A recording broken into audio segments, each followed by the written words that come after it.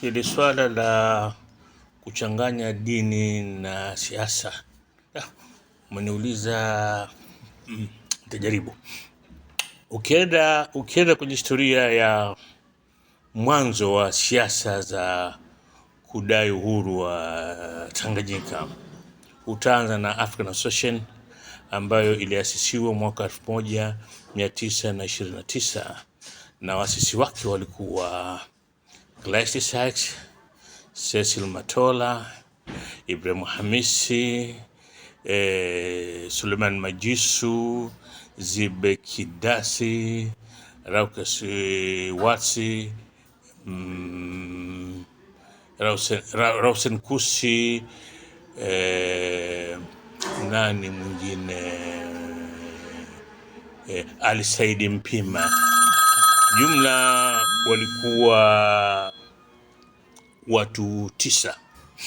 Huo ni mwaka 1929, na utaona ukisoma katika mswada wa kitabu alichoacha Kleist akieleza maisha yake ambayo uliandika kabla hajafariki mwaka 49, anasema kuwa utaona waasisi wa African Association wengi wao walikuwa ni Waislamu, na sababu ni kuwa Wakristo walikuwa wanazuiliwa na viongozi wao wasijiingize katika mambo ya siasa.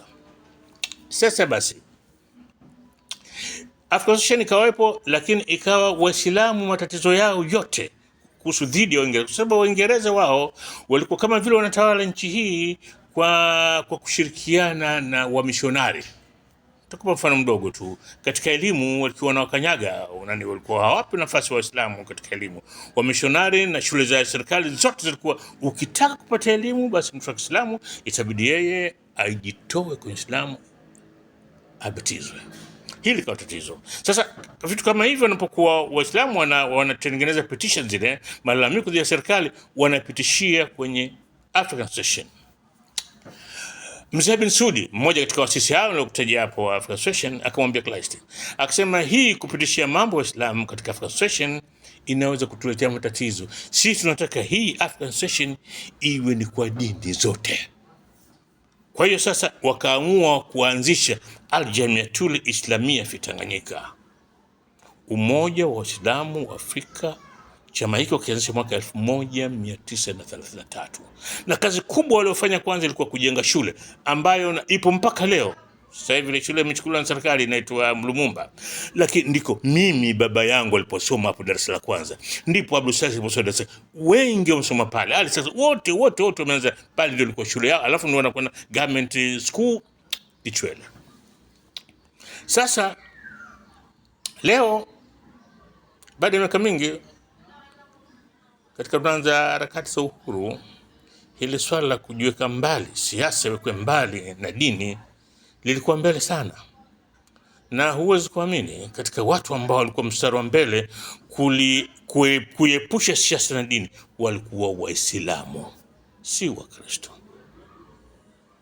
Soma vizuri historia ya uhuru wa Tanganyika, soma vizuri.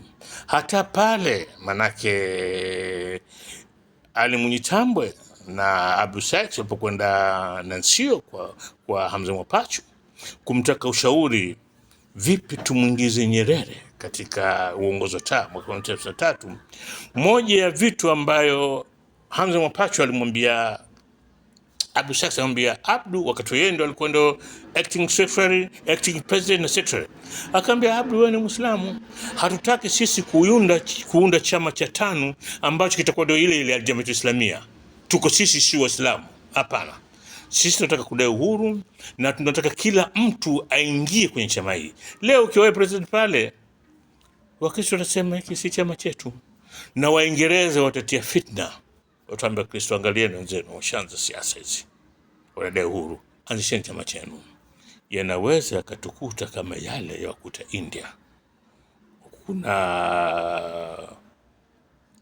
Kuna Muslim Congress, na huku kuna Muslim League ya kina Muhammad Ali Jinnah Waislamu, na kuna Congress Party ya kina Nehru wa Hindu. Vyama vimejikita katika dini, na hii ni hatari. Wanapata uhuru usiku alfajiri wanachomeana nyumba, wanapambana pigana. Hii itakuwa hatari. Sasa hili swala nataka mtu asikilize kwanza hiyo video iliyotangulia iliyozungumzwa bungeni mwaka 2018 kuhusu BAKWATA, na asikilize haya nilozamia mimi kuwa hili swala la serikali kuguswa na mambo ya dini liko jambo la hatari. Lilionekana 1933 Waislamu wakasema hapana, sisi tutaanzisha jumuiya yetu Aljamaatul Islamia fi Tanganyika, ili hii itashughulika na mambo ya dini yetu nje ya chama cha siasa. Assalamu alaikum warahmatullahi wabarakatuh.